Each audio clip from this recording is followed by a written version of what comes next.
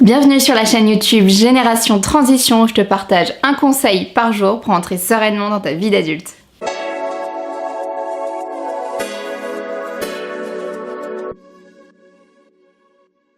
La question d'aujourd'hui c'est peut-on rater sa vie, volontairement, involontairement, ou laisser les choses se faire sans prendre sa vie en main et croire que c'est fatidique, qu'on peut rien y faire et que c'est comme ça.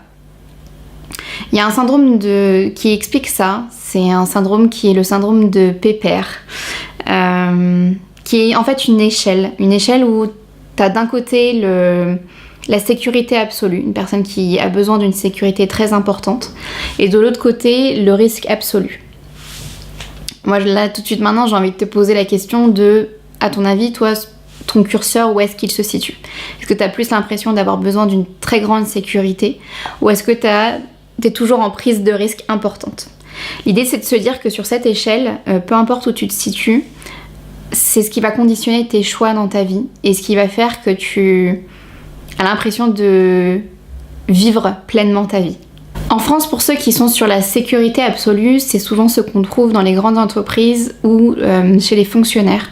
En fait, c'est ceux qui, malgré un mal-être au travail, malgré un management qui leur convient pas, malgré des missions qui leur conviennent pas, vont quand même rester dans leur job. Et c'est un peu ce qui m'est arrivé, moi, quand je suis restée presque un an en CDI alors que ça me convenait pas, parce que j'avais ce besoin de sécurité qui était important. Ou parce que je pensais que c'était l'image de la sécurité que je voulais. Parce qu'en fait, on comprend vite que c'est juste une impression de sécurité. Parce que toute personne qui est normalement constituée, au moment donné où ça te convient pas, y en a qui vont démissionner très rapidement et qui, dès la période d'essai, vont partir.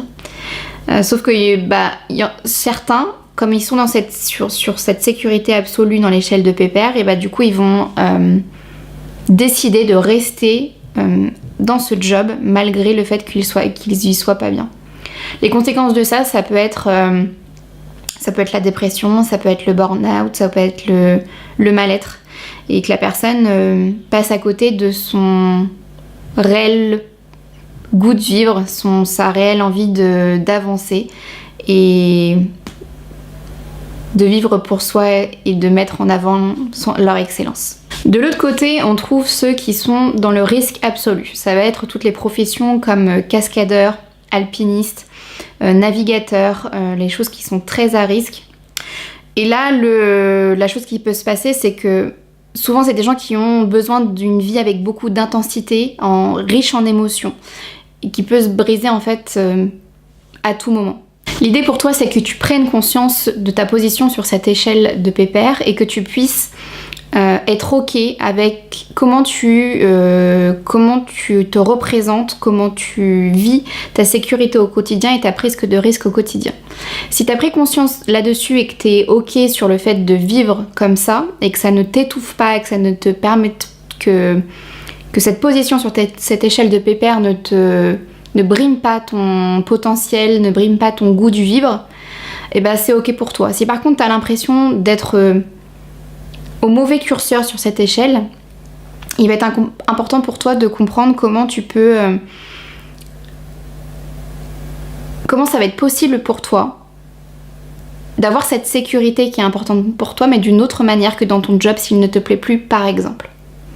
Voilà, donc dis-moi en commentaire où est-ce que tu te situes sur cette échelle de Pépère, si tu connaissais déjà ce syndrome, et pose tes questions pour savoir comment je peux t'aider.